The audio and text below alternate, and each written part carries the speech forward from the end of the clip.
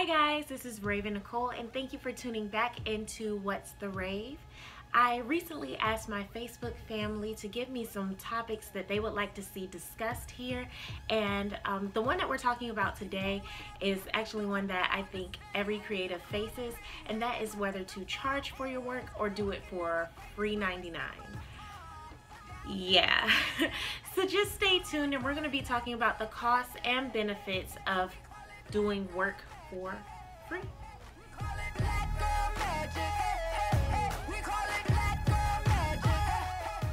Okay, so let's just jump right into it. Just like with everything else in life, there are costs and benefits to working for free. One of the most powerful tools, yet one of the most dangerous tools for acquiring customers, is doing just that. Of course, your product has to be of high value. That's whether you're singing, dancing, doing modeling work, writing for a blog, or anything like that. It has to be of high value. With high value, there comes high customer satisfaction and higher chances and a heightened likelihood that people will use the word of mouth tool to get your work out there, which is exactly what you want. Because in that, you can get new fans, you can build your resume, you'll be making new connections in the industry, as well as expanding your own network. But before you agree, because I'm not an advocate for working for free, we'll just throw that out there. Before you agree to work for free, you have several questions that you need to ask yourself, and they go as follows. Is this event for a friend, close friend, family member, or a charity? Those three have a higher likelihood of getting me to say yes to performing for free at their event. The next question that you need to ask yourself is this event amateur or professional? If it is an amateur event, don't expect to get paid, and if you do get paid, don't expect to get paid much. But if it is a professional event, if they have other vendors, then you as entertainment should be getting paid. Another question that you need to ask yourself is, what are your own professional goals? If you're looking at this thing that you're doing, whether it be dance, music, whatever, as a hobby, don't expect to get paid, but if it happens, great. But if you're hoping to take this into the professional realm, yes, you should get paid. Your work is valued. Yeah. The final question that I would ask myself is, are there industry members in the audience, and will my fan base increase?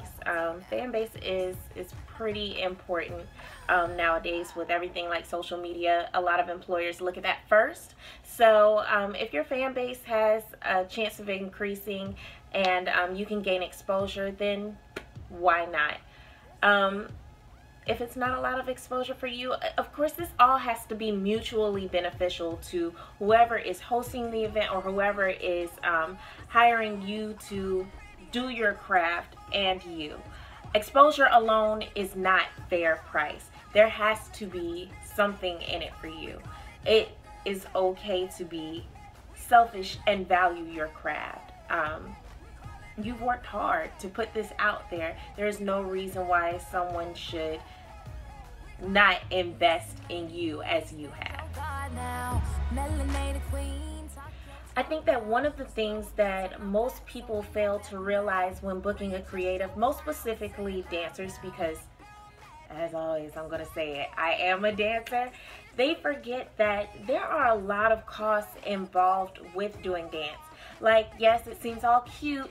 We just hop on the stage and we do a little jig or whatever, but they fail to realize how many hours of rehearsal went into choreographing that dance, learning it, and showcasing it on stage. Space rental. You have to think about transportation to and from rehearsal, and then to and from the venue. Training to become that bomb dancer. Training is not cheap at all. There's promotion and website costs, as well as internet and phone costs for communication between the dancer and the artist.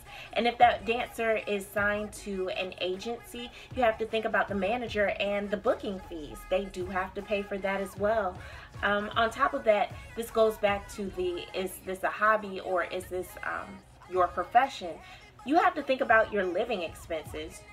You have bills at the end of the day. So if you're not charging for your work, how are you going to pay those bills? You have no income. So those are just a few things to think about. And then on top of that, you've got your hair, makeup, wardrobe, even food when you are doing these shows and doing these rehearsals. All of this adds up. So before you agree to do a booking for free, think about what you need from it. Not what you want, but what you need from it. A lot of times you see memes that say know your worth and add tax. I believe that.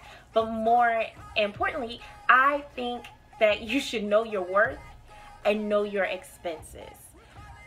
If you want to be in the profession, you have to also be very comfortable with saying no to certain things, especially when it comes to being asked to work for free, especially in your craft.